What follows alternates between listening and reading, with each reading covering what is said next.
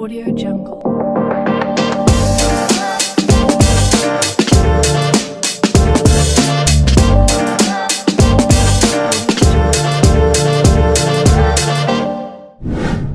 Halo Sobat Ami, ketemu lagi sama kita di Eva Mikto Podcast episode 3. Perkenalkan, nama aku Firly Anggraini Cianingrum dan rekan saya. Halo, nama aku Emma Dewanti dan kali ini kita bersama narasumber kita yaitu Kawanda Viola. Hai. Kawanda. Halo, alhamdulillah sehat. Gimana kalian?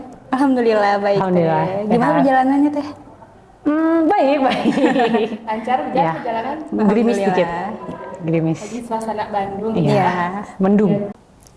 Kali ini kita bakal sharing session tentang indikator kelulusan bagi mahasiswa. Pasti teman-teman udah penasaran nih, gimana sih strategi untuk penyusunan tugas akhir dan gimana sih cara mengatasinya. Nah, jadi langsung aja kita tanyain ke Teh Wanda ya. Boleh. Oke.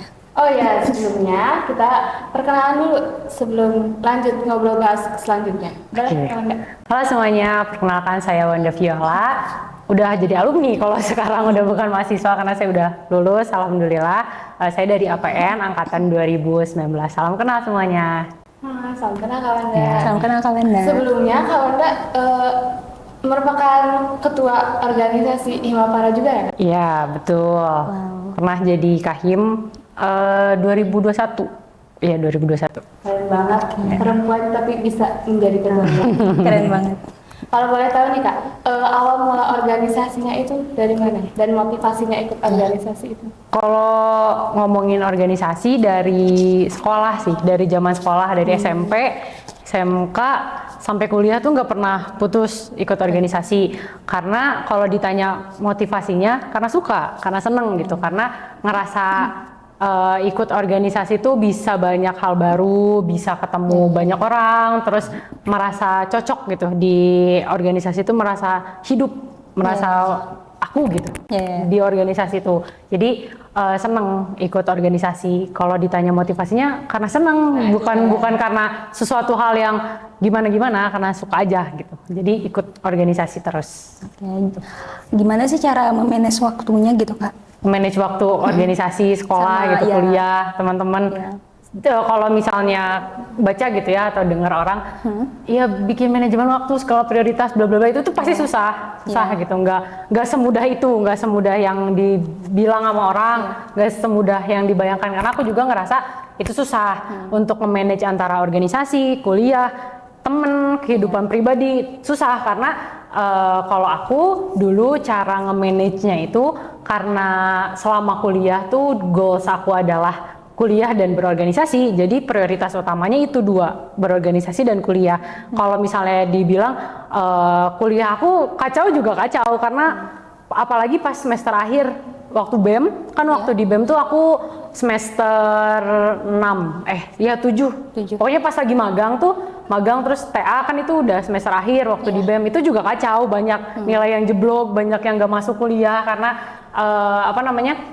sibuk gitu di organisasi. Jadi kalau misalnya nge-manage waktu sebisa mungkin kalau misalnya ada tugas dikerjakan pada saat sebelum deadline. Jadi misalnya ada tugas deadline-nya hari Jumat, dikerjakan dari sekarang kalau bisa kerjain, karena kan namanya kita berorganisasi itu banyak yang harus dikerjain kan, banyak proker, banyak harus meriksa ini, meriksa itu, biar nggak keteteran. Terus aku suka bikin ini sih di memo list, misalnya jadwal rapat, terus misalnya jadwal hari ini tuh aku mau ngapain aja, tuh aku bikin checklist dalam sehari itu, jadi bisa ngawang nih pas malam-malamnya. Oke, besok aku ada apa ya, besok aku ngerjain apa ya, itu nggak pas pada hari itu tuh nggak bingung gitu, jadi udah langsung ada di checklist. Tapi kalau misalnya susah banget, apalagi susah ketemu teman, susah main, itu udah resiko ya. Jadi kayak gitu sih cara aku bikin prioritas, bikin list apa aja yang mau aku kerjain, apa dulu yang harus dikerjain itu diprioritaskan gitu. Nah, apa sih benefit yang kakak dapat dari berorganisasi ini? Banyak banget. Benefitnya banyak banget.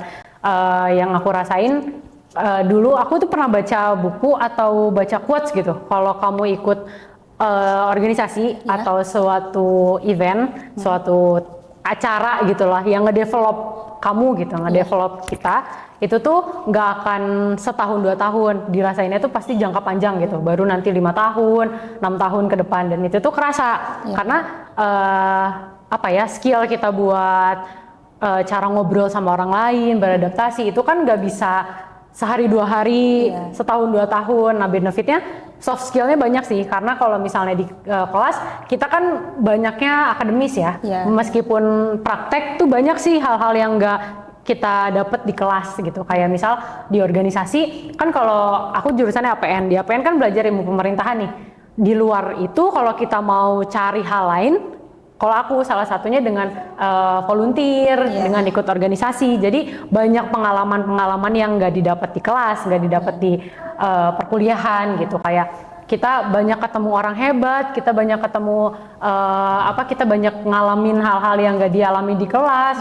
Terus kita bisa punya PDH, itu kan kenang-kenangan ya, bisa punya bisa punya lanyard, kita punya portofolio yang bagus. Itu tuh jadi benefit utama gitu, kita ikut organisasi. Dan yang paling utama kitanya sih, diri kitanya jadi punya skill yang baik gitu, cara berkomunikasi yang baik, terus juga kita bisa beradaptasi sama lingkungan-lingkungan baru, ketemu sama orang tuh ngerti harus gimana.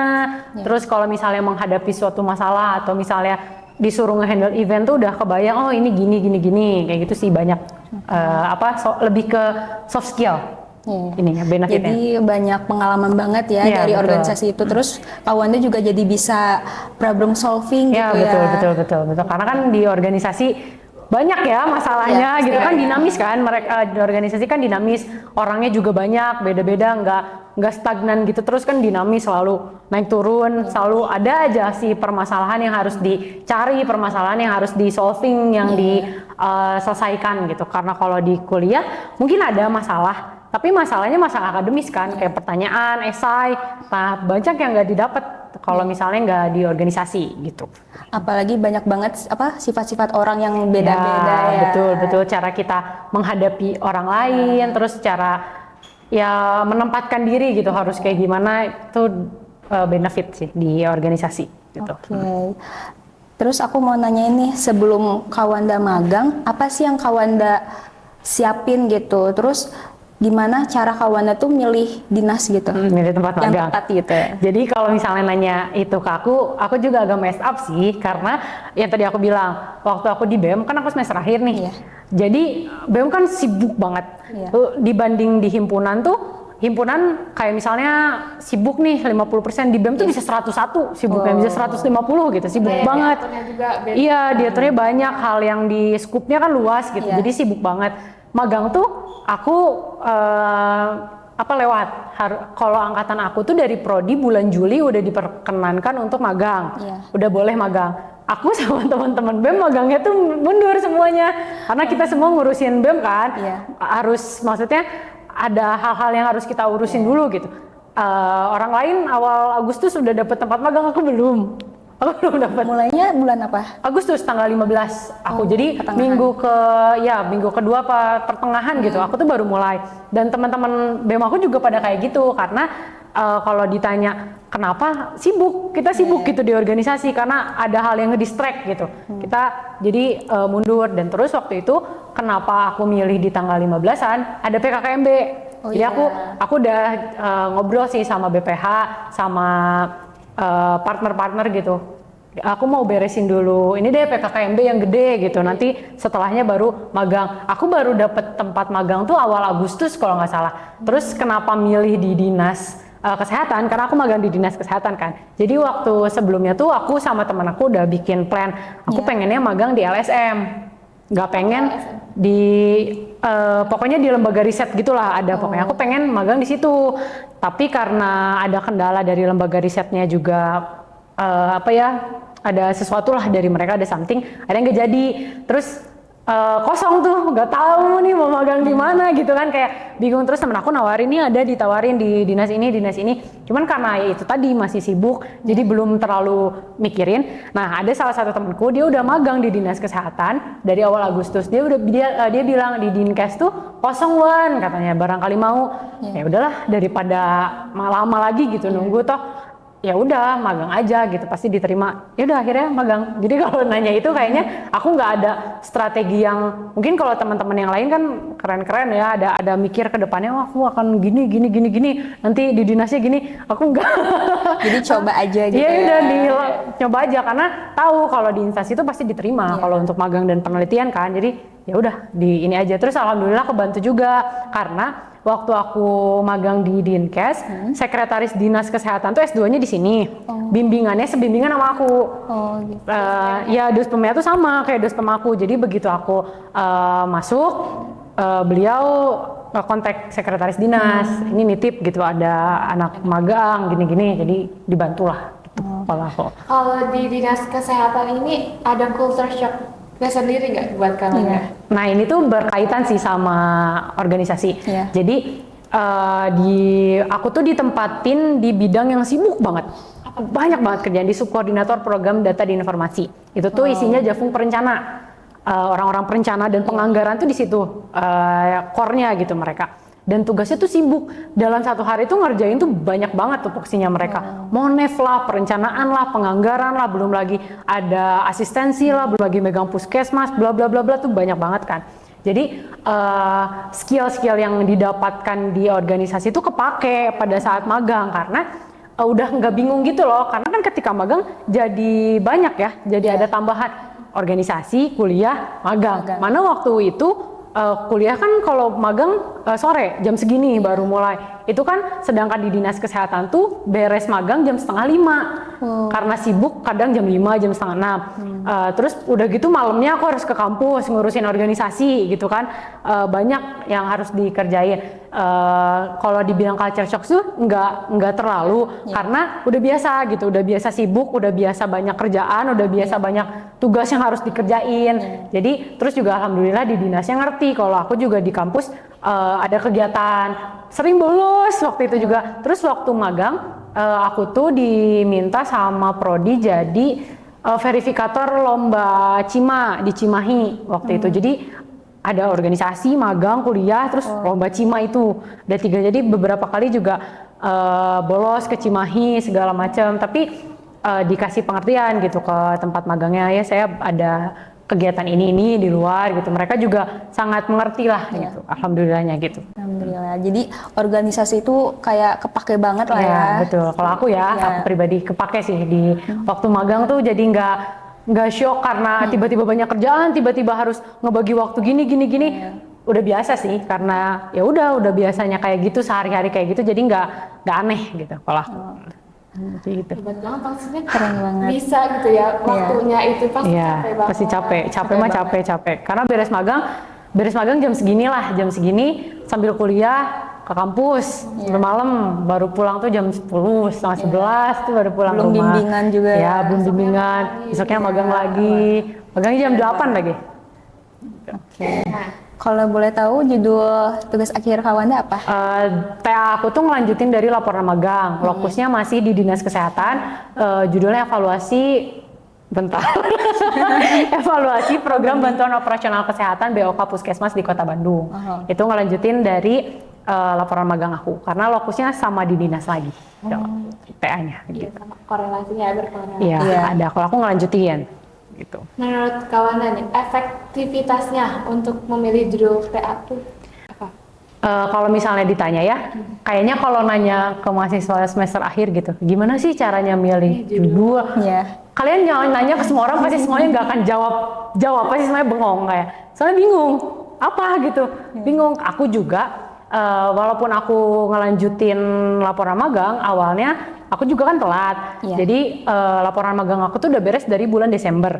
Nah setelah bulan Desember itu tuh kan pergantian nih, kalau waktu aku pergantian pembimbing PA-nya tuh agak lama, di bulan Februari awal Januari akhir kalau nggak salah baru ada keluar SK pembimbing. Terus milihnya tuh bingung, aku juga dulu bingung kayak apa ya aku mau ngebahas apa ya, ngapain gitu. Dulu tuh nggak sempat aku tuh kepikirannya mau ganti lokus. Aku nggak pengen di tempat magang lagi karena bingung. Soalnya waktu itu juga aku ngambilnya kan uji kom awal nih, aku ngambil uji kom yang gelombang pertama. karena ngambil uji kom gelombang pertama, jadi si TA tuh nggak begitu aku pikirin. Nah pada saat itu aku tuh ngambil uji kom analis kebijakan, sedangkan laporan magang aku perencanaan. Nah aku tuh jadi bingung kan, jadi ini mahasiswa bingung gitu, kayak mau apa, bingung. Aku tuh sampai ngisi form pemilihan judul, nggak tahu mau bahas apa. Aku ngisi gitu, iya aku ngisi gitu, nggak tahu mau bahas apa. Terus gimana kayak gitu. dosennya? Ya udah, gimana? Karena bingung kan mau bahas apa. Sampai akhirnya bulan Mei udah dapet tuh pembimbing, ketemu sama pembimbing, ditanya kan pembimbingnya sama kayak waktu magang. Gimana mau bahas apa? Ya mau bahas laporan, mana ininya apa, outline-nya? Belum ada Bu. Ya gimana, katanya mau ngebahas ngelanjut laporan belum ada. Bu bingung gitu. Karena bingung. Jadi kalau mau nyari judul tuh emang tricky, bingung dari kitanya. Kalau aku pribadi, kenapa milih di lokusnya di dinas lagi? Karena waktu itu kan mepet, waktunya udah Mei gitu, udah deket-deket lah. Aku mikir ya kalau misalnya cari lokus baru, orangnya baru lagi, nyari data tuh agak susah. Karena untuk ngorek-ngorek nyari data kan susah. Sedangkan aku di tempat magang tuh alhamdulillah akses tuh mudah gitu, gampang dikasih segala macam. Terus aku mikirnya, oh ini benefit nih gitu, akan lebih mudah ketika lokusnya di situ lagi, ngebahas itu lagi. Udah cari deh apa deh yang bisa dibahas gitu. Nah waktu laporan magang tuh fokusnya tentang perencanaan penganggarannya. Waktu pas TA aku ganti ke evaluasi programnya, jadi ke keseluruhannya. Jadi bisa dibahas gitu pada saat itu. Jadi aku mikirnya ya udahlah di lokus yang sama, benefitnya tuh enak. Jadi karena udah kenal, karena udah tahu nih, oh ini anak magang dulunya di sini, terus ngebahasnya juga bahasan yang nggak asing buat mereka. Enaknya aku karena udah kenal, jadi alhamdulillah semuanya tuh, semuanya dibantu, alhamdulillah lancar gitu. Kalau misalnya nanya judul, banyak sih teman-teman aku yang judul magang sama TA-nya beda ganti lokus, apalagi teman-teman yang magangnya tuh satu instansi beberapa orang. Itu kan agak sulit, ya agak sulit untuk nyari isu, untuk nyari judul tuh agak sulit. Jadi mereka banyak yang nyari judul lagi dari nol, ngulang lagi dari nol. Jadi kalau misalnya nanya, cari isunya tuh banyak sih, bisa dari Google, terus misalnya kan ada pra-penelitian juga, bisa pra-penelitian bawa isu yang menarik untuk dibahas. Judul, emang sih kalau judul agak tricky karena dari kitanya, terus dari pembimbingnya juga agak sulit sih kalau itu. Kalau boleh tahu, kan dari Mei itu ya, berapa lama sampai akhirnya beres? Aku tuh sempro tanggal 31 Mei, sidang akhir tanggal 8 September. 8 September. Nah ini dari Mei itu sebenarnya kan kalau tenggat waktu revisi itu 2 bulan. Nah aku tuh memaksimalkan 2 bulan. Padahal bisa dikerjain 1 minggu. Males. Itu tuh males karena godaan skripsi itu gitu, males dari kita sendiri, males banget. Jadi sebenarnya bisa dikerjain seminggu, tapi aku ngaret dimaksimalkan jadi 2 bulan. Aku baru mulai penelitian tuh Agustus akhir, karena aku nambah kan 1 semester. Agustus akhir baru mulai penelitian. Padahal sebenarnya bisa nggak nambah, tapi karena males itu dia tadi godaannya teh males kalau bikin skripsi. Sebenarnya mah bisa aja sebentar gitu. Iya udah kayak males, banyak faktor lah gitu yang bikin males. Banyak dari godaan Mei banget sampai September.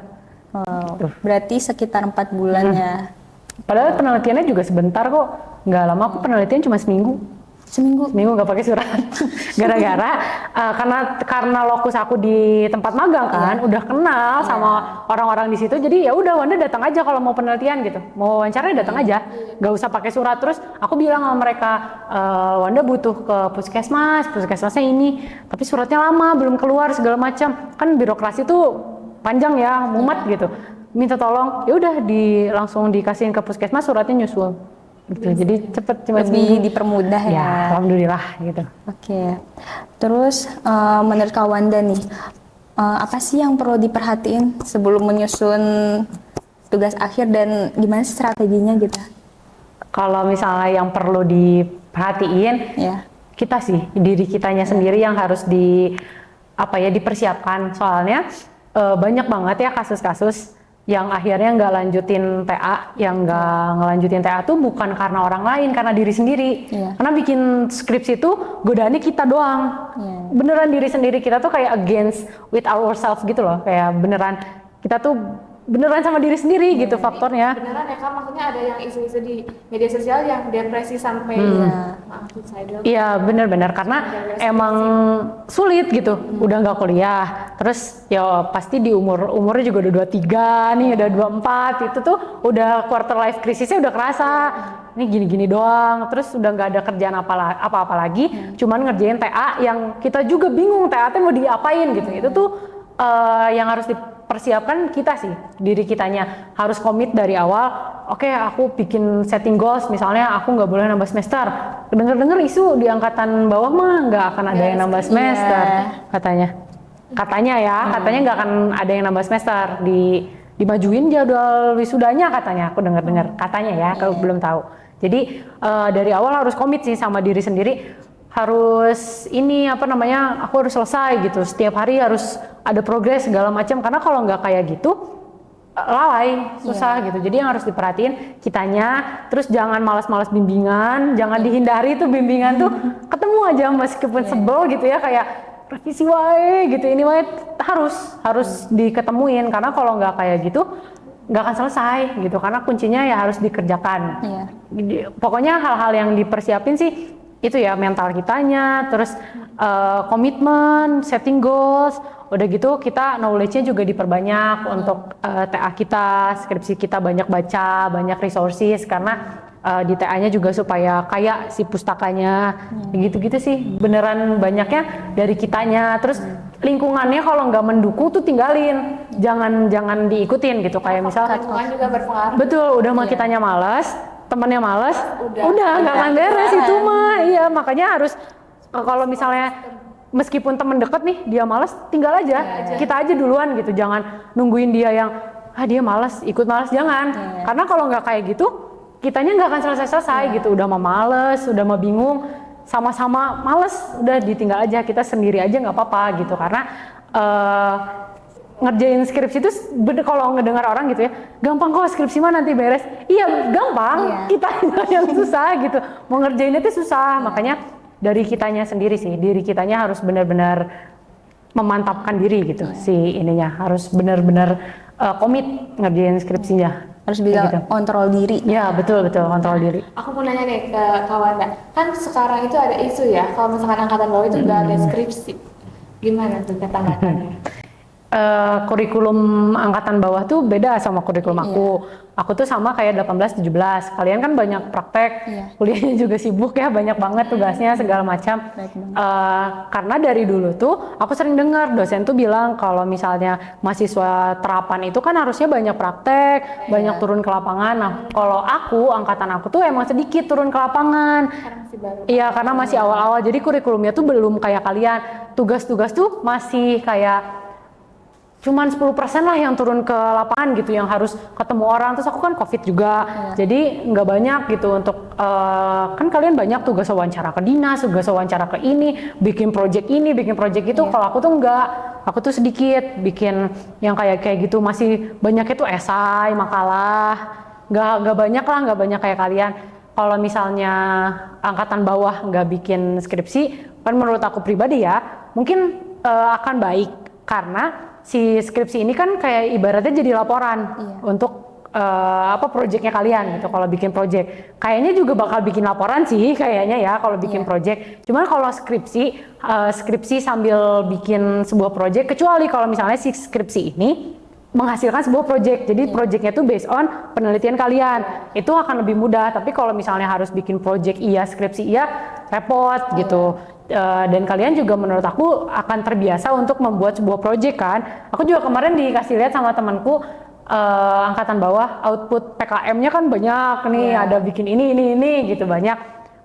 Outputnya juga bukan cuma laporan kan, ada bikin SOP, bikin video, poster, advokasi, bla bla bla, kan banyak naskah akademik. Itu karena kalian juga dianggap sudah biasa dengan kurikulum yang praktek ini kan, dengan kurikulum yang baru. Jadi kalau misalnya based on project, menurut aku fine-fine aja, bagus, karena akan lebih menyasar ke sarjana terapannya, karena kan dia praktek gitu. Kalau aku masih banyak kayak sarjana biasa gitu, masih banyak akademis, jadi banyak sih based on praktisnya bagus sih kalau menurut aku ya. Cuman kalau misalnya harus sedua-dua gitu repot, soalnya bikin skripsi aja udah pusing, nyari teorinya pusing, masih harus mikirin bikin project. Kecuali kalau itu projectnya based on penelitian. Cuman aku juga belum tahu ya bakal kayak gimana gitu di sini nantinya itu sih. Menurut Kak Wanda, tugas akhir ini pantas nggak sih dijadikan indikator kelulusan? Dibilang pantas nggak pantas mah dari beberapa perspektif ya. Kalau misalnya dia sarjana nih, ngelihatnya dia dari perspektif sarjana, dia kan akademis. Kalau misalnya kuliahnya juga ya bikin esai, bikin proposal, bikin makalah, terus tiba-tiba nanti lulus disuruh bikin project, agak bingung kan? Dia karena terbiasa kuliahnya itu adalah akademis, kalau misalnya nanti disuruh bikinnya sebuah project kan kasihan gitu, bingung, pasti mereka akan mengeluh kayak ini pusing, ya mending kalau dia biasa, mending kalau dia anak organisasi atau misalnya dia sering ikut volunteer, udah nggak aneh bikin project, udah nggak aneh bikin sebuah outcome gitu kan. Tapi kalau misalnya dia sarjana dikasih pilihan nih, kayak misalnya di luar negeri dikasih pilihan, oke, kamu bisa bikin project sama bikin esai, itu kan enak, mahasiswanya bisa milih. Tapi kalau misalnya masih gambling kayak gini kebijakannya, skripsi dihapus gitu, boleh iya boleh enggak, gimana kampusnya mau ganti apa, itu juga pasti dari kampus memformulasikannya nggak akan sebentar kan, nggak akan sebulan 2 bulan, setahun 2 tahun, pasti lama, karena mereka juga dosen-dosen juga akan mikir ketika dari skripsi diganti nih jadi project, indikator yang dihitung sebagai dia lulus apa, terus nanti bobot nilainya bagaimana, cara dia menilai itu layak atau tidak seperti apa, kan apalagi project base-nya output and outcomes kan, karena bingung pasti dari kampusnya juga. Tapi kalau misalnya lihat dari sarjana terapan nih, dari diploma, karena dia based on practice, menurut aku bagus karena mengikuti kurikulumnya yang praktis kan, banyaknya praktik di lapangan gitu. Jadi projectnya juga berat mungkin, tapi menurut aku akan kepake karena sesuai sama titel kita, sarjana terapan gitu, diploma. Itu sih kalau dari aku.